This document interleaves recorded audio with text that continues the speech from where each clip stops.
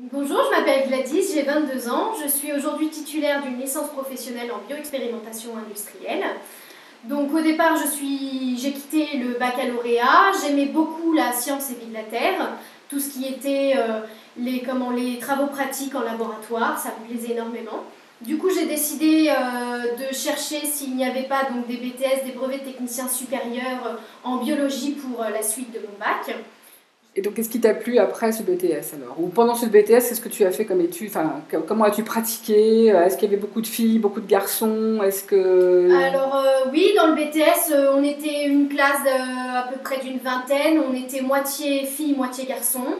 Par contre, en revanche, mes professeurs, je n'ai eu uniquement que des professeurs femmes.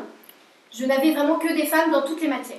Et est-ce qu'il y avait une différence entre l'enseignement que ces femmes donnaient aux filles et l'enseignement qu'elles donnaient aux garçons, par exemple? Est-ce qu'il y avait une différence entre les deux? Non, elles prenaient vraiment les élèves, voilà, chacun un par un, parce qu'on était vraiment divisés en deux, notamment pour les travaux pratiques, mais il n'y avait absolument pas de différence entre les filles et les garçons. Elles ont toujours été très pédagogues, donc il n'y avait vraiment pas de soucis, c'était vraiment un très bon enseignement.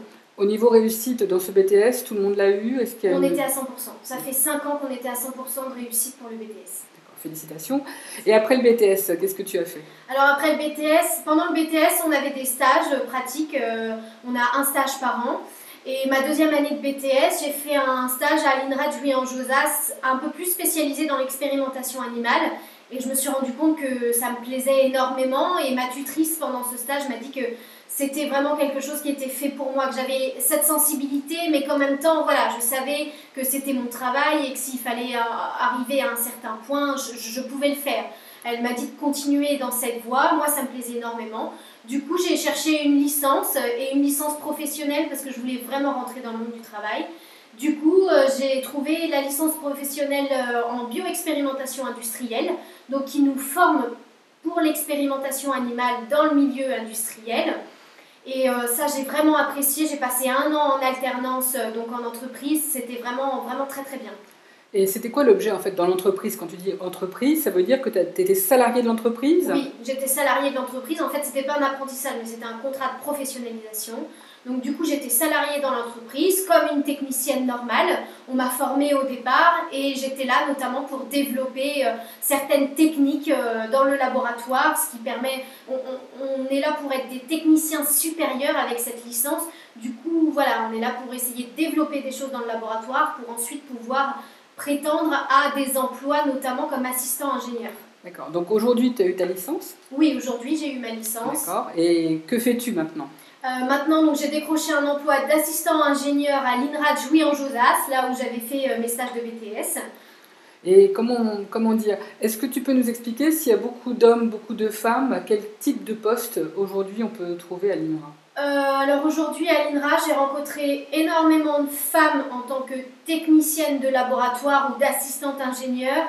J'ai rencontré par contre très peu de femmes en tant que chercheuse, que ingénieure de recherche, que directeur d'équipe ou directrice d'équipe.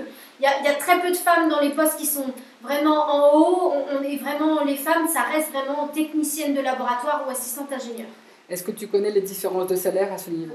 Je pense pas pour moi qu'il y ait de différence salariale entre les hommes et les femmes, vu que c'est vraiment des grilles de salaire. Donc aujourd'hui, Gladys, pourquoi partir en Belgique?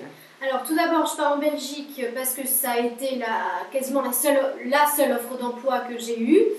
Parce que c'est un sujet qui me plaît, on va dire qui me passionne. C'est un sujet, donc toujours dans l'expérimentation animale, c'est un sujet sur la carpe. C'est pour de la conservation d'espèces, donc voilà, c'est quelque chose que j'apprécie.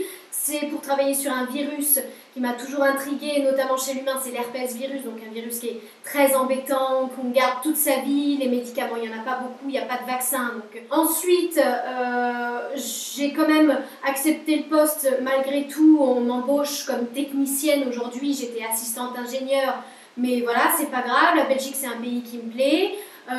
Et pour continuer dans l'égalité salariale, la Belgique c'est un pays qui fait quasiment partie des meilleurs au niveau de l'égalité des salaires entre hommes et femmes. Et donc, c'est toi qui as choisi ce poste ou tu as été démarché par quelqu'un? Comment ça s'est passé? Alors, le directeur de l'équipe de l'Université de Liège, d'une des équipes de l'Université de Liège, est venu à l'INRA où je travaillais pour faire une présentation scientifique. Ça arrive très souvent que des gens extérieurs viennent faire des présentations scientifiques. Après, on a fait un entretien par Skype pour éviter que je me déplace en Belgique. Et il était très intéressé par mon profil. Il m'a quand même fait me déplacer en Belgique pour visiter le laboratoire, pour voir les gens de son équipe, parce qu'il voulait que les gens de l'équipe soient d'accord sur le fait que j'arrive. Il veut que tout le monde s'entende bien dans son équipe, donc voilà, il voulait que je me présente à l'équipe. Hommes-femmes? Beaucoup d'hommes, beaucoup de femmes?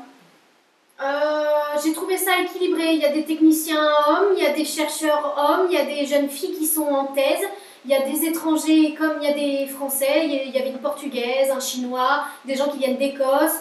C'est vraiment très diversifié et non, j'ai trouvé ça plutôt en parité homme-femme, j'ai trouvé ça bien. C'était vraiment, vraiment très bien.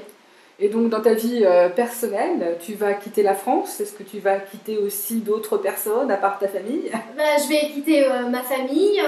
J'ai un copain aujourd'hui qui me suit pour partir en Belgique. Donc c'était l'important pour moi. Après, non, c'est... Donc, quel message tu pourrais passer aux jeunes filles, aux jeunes femmes qui voudraient faire le métier que tu fais aujourd'hui et les études que tu as faites? Malheureusement, moi, j'ai pas eu la chance de connaître le baccalauréat STL, ça s'appelle, c'est un bac qui prépare justement au laboratoire. Je connaissais pas du tout, donc j'ai fait un bac classique S, mais il y a un bac qui prépare vraiment pour le laboratoire. Celui-là, je le connaissais pas, je vous le recommande aussi, c'est vraiment très bien. Donc ensuite, le BTS. Après, la licence, moi, je l'ai faite parce que mon stage m'a amené à faire ça. Mais sinon, rien. Le BTS, on découvre vraiment l'univers et si ça nous plaît, Par contre, il faut faire le BTS vraiment si on est sûr de vouloir faire du laboratoire. Il y a des journées, on a 2 journées par semaine, on est à 8 heures de TP par jour. Si on n'aime pas les TP, si on n'aime pas le laboratoire, ça ne sert à rien d'y aller. Mais plus on continue ses études, plus on est sûr d'avoir un niveau supérieur par rapport à une rémunération, je suppose, encore une fois, c'est ce que tu expliquais. Oui, bien sûr, c'est sûr. Moi, je me suis arrêtée à la licence professionnelle. Beaucoup des gens du BTS ont continué des licences classiques, des masters. Mais nous, beaucoup de gens sont venus nous voir en BTS pour nous présenter voilà, ce qu'ils faisaient aujourd'hui après le BTS. Beaucoup nous ont dit, le mieux c'est quand même les cursus professionnels parce qu'on a déjà un pied dans le monde du travail. Il y avait beaucoup de gens qui ont fait des thèses, des post-docs, qui ont dit qu'ils avaient énormément de mal à être embauchés parce qu'ils ont beaucoup d'études. Et aujourd'hui en France, quand on a beaucoup d'études, on dit qu'on est trop qualifié parce qu'il faut nous payer cher et du coup on a du mal à trouver de l'emploi. Donc, départ en Belgique. Écoute, bonne chance Gladys et bon voyage sur la Belgique. Merci beaucoup. Merci à toi.